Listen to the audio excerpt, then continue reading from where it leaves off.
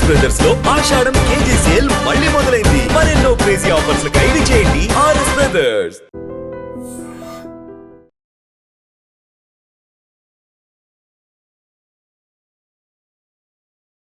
జగిత్యాల జిల్లా కోరుట్ల పట్టణంలోని ఆదర్శ్ నగర్లో హత్యకు గురైనటువంటి చిన్నారి హితిక్ష కేవలం 5 సంవత్సరాల పాప మర్డర్ మిస్టరీ అయితే ఎట్టకేలకు వీడింది.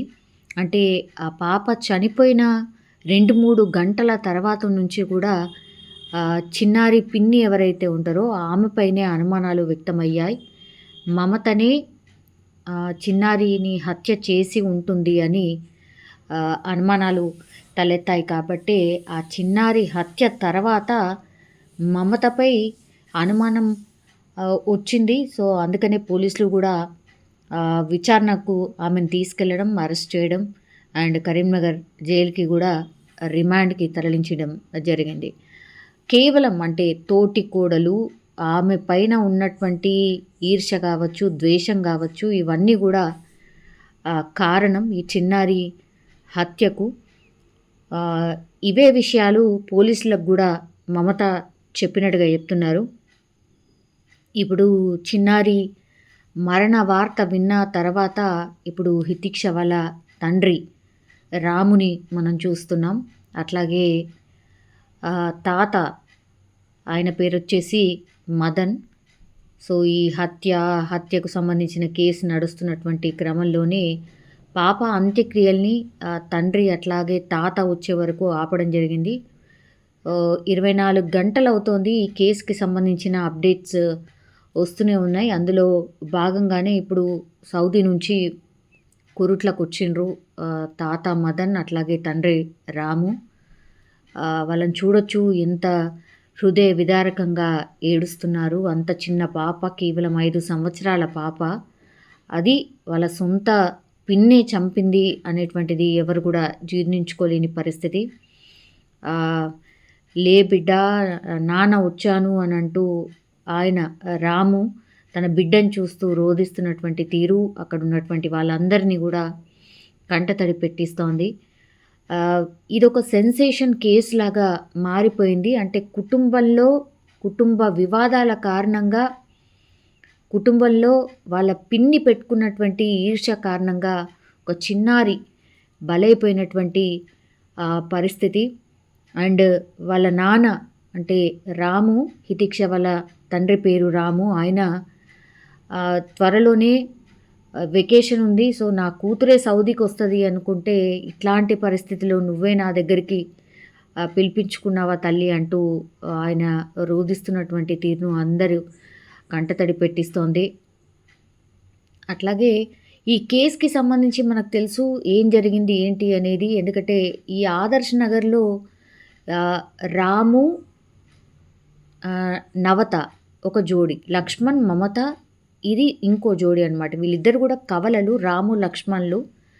సో కవలలకు నవత అని ఇప్పుడు ఈ అమ్మాయి హితిక్ష వాళ్ళ తల్లి పేరు నవత, లక్ష్మణ్ ఇంకొక బ్రదర్, ఆయన వైఫ్ పేరు వచ్చి మమత అనమాట. సో వీళ్ళిద్దరు తోటి కోడళ్ళు, వీళ్ళిద్దరికీ గత కొంతకాలంగా పడట్లేదు.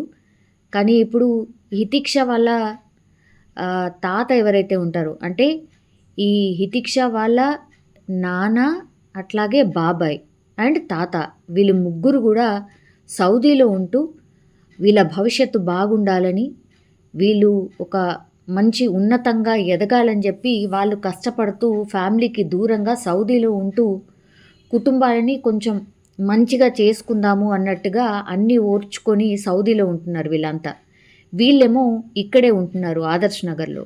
అట్లాంటి టైంలో ఈ ఇన్సిడెంట్ జరగడం, అట్లాగే సొంత పిన్ని ఇంత దారుణంగా చంపుతుంది, చంపే అంత కోపం ఉంది అని తెలియకపోవడం ఇప్పుడు ఇంకా బాధిస్తోంది అనుకోవచ్చు. ఎందుకంటే శనివారం రోజు ఒక వ్యక్తిగత పనులపై అయితే ఇప్పుడు నవత ఎవరైతే అంటున్నారో ఆమె షాపింగ్ అని ఊరికి వెళ్ళింది. సో ఆమె లేని సమయం చూసే ఇప్పుడు ఈ హత్యకు ప్లాన్ చేసినట్టుగా పోలీసుల ముందు ఒప్పుకున్నట్టుగా చెప్తున్నారు. స్కూల్ నుంచి పాప రాగానే పక్కనే ఈ వీళ్ళ ఇంటి నుంచి మూడవ ఇల్లు అనమాట. ఆ ఇంటి ఓనర్ అక్కడ లేడు. అట్లాగే ఇంటి గేట్కి తాళం లేదు. అట్లాగే బాత్రూమ్కి కూడా డోర్ లేకపోవడంతో ఇదే కరెక్ట్ అనుకుంది, కరెక్ట్ ఛాన్స్ అనుకుంది. అందుకని పాపని రామ్మ ఆడుకుందామని చెప్పి ఆ ఇంటి లోపలికి తీసుకువెళ్ళింది. పిన్ని కాబట్టి నమ్మి పాపం అమాయకంగా వెళ్ళింది. ఇంత కుట్రగా చంపుతుంది అని ఎక్స్పెక్ట్ చేయదు కాబట్టి హితిక్ష పిన్నే కదా అని వెళ్ళింది. వెళ్ళిన తర్వాత బాత్రూంలోకి చిన్నారిని తీసుకువెళ్ళిన తర్వాత అత్యంత దారుణంగా గొంతు కోసి చంపినటువంటి సిచ్యువేషన్. సో ఈ చిన్నారి హత్య కేసులో ఇప్పుడు నిందితురాలుగా ఉన్నటువంటి మమత హత్య చేసి ఎస్కేప్ ఎట్లా అవ్వాలి అనేది కూడా ఈ యూట్యూబ్లో దానికి సంబంధించి కూడా సర్చ్ చేసినట్టుగా పోలీసుల విచారణలో చెప్పింది. అట్లాగే హత్య చేసేందుకు ఎట్లా పక్కింట్లోకి, అంటే అదే ఇంట్లో అయితే అనుమానం వస్తుంది తన మీద అని మరో ఇంటికి తీసుకువెళ్ళి ఎట్లా హత్య చెయ్యాలి అనేది కూడా ఆమె పూర్తిగా డైవర్ట్ చేసే ప్లాన్ కూడా ఆమె ఆలోచించుకున్నట్టుగా అండ్ యూట్యూబ్లో సర్చ్ చేసి చూసినట్టుగా పోలీసుల విచారణలో తేలింది. సో ముందుగానే ఈమె ప్లాన్ వేసింది కాబట్టి ఆ చిన్నారిని ఆ గొంతుని చాలా షార్ప్ వెపన్తో కోసి చంపేసింది అక్కడే ఆ బాత్రూంలో. తర్వాత అందరూ చిన్నారి కోసం వెతుకుతున్నటువంటి టైంలో మళ్ళీ అందరితోని కలిసిపోయి ఆ చిన్నారిని వెతుకుతున్నట్టుగా ఈమె కూడా నాటకమాడినటువంటి పరిస్థితి. అందరితోని అక్కడ తను ఏం చేయనట్టుగా, ఏమీ జరగనట్టుగా మళ్ళీ అందరితోని వెతకడం స్టార్ట్ చేసింది, ఏడవడం స్టార్ట్ చేసింది. 2 గంటలు అవుతోంది పోలీసులకు సమాచారం అందిన తర్వాత. అక్కడ ఏ క్లూ కనిపించట్లేదు. ఇప్పుడు ఎక్కడైతే ఈ ఇంట్లో హత్య కావింపబడిందో సో ఆ ఇంటి వ్యక్తి మీద, ఆ ఇంటి ఓనర్ మీద కొంత అనుమానం వ్యక్తమైంది. సో ఆ ఓనర్కి కాల్ చేసినప్పుడు అసలు నేను వేరే ప్లేస్లో ఉన్నాను, వరంగల్లో ఉన్నాను అన్నటువంటి మాట చెప్పిండు. నేను లేను, వరంగల్లో ఉన్నాను అన్నటువంటి మాట చెప్పాడు. అప్పుడు అనుమానం కాస్త ఎవరో ఇంటి మనుషులే ఇదంతా చేసుంటారు అని పోలీసులు ఈ కేసుని ఛాలెంజింగ్గా తీసుకున్నారు. అక్కడ దగ్గరలో ఉన్నటువంటి సీసీ కెమెరాలు కావచ్చు, వాటన్నిటిని కూడా ఫస్ట్ తమ ఆధీనంలోకి తీసుకొని సర్చ్ చేయడం స్టార్ట్ చేసిండ్రు. సో ఎప్పుడైతే ఈ ఇంటి ఓనర్పై అనుమానం తొలగిపోయిందో అప్పుడు సీసీ కెమెరాలను చూసినప్పుడు మమత కొంత అనుమానాస్పదంగా కనిపించడం, ఆమె చేతిలో ఒక కవర్ని పట్టుకొని అటు ఇటు తిరగడం గమనించిండ్రు.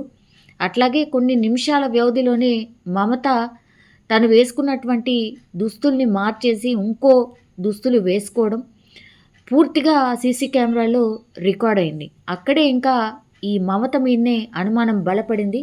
అందుకే ఆ ఫుటేజ్ని ఆధారంగా చేసుకొని పోలీసులు డాగ్ స్క్వాడ్ని కూడా రంగంలోకి దించాడు. డాగ్ స్క్వాడ్ని రంగంలోకి దించిన తర్వాత మమత ఏదైతే తప్పించుకునేందుకు ఈ దుస్తులు మార్చిందో దాని ఆధారంగానే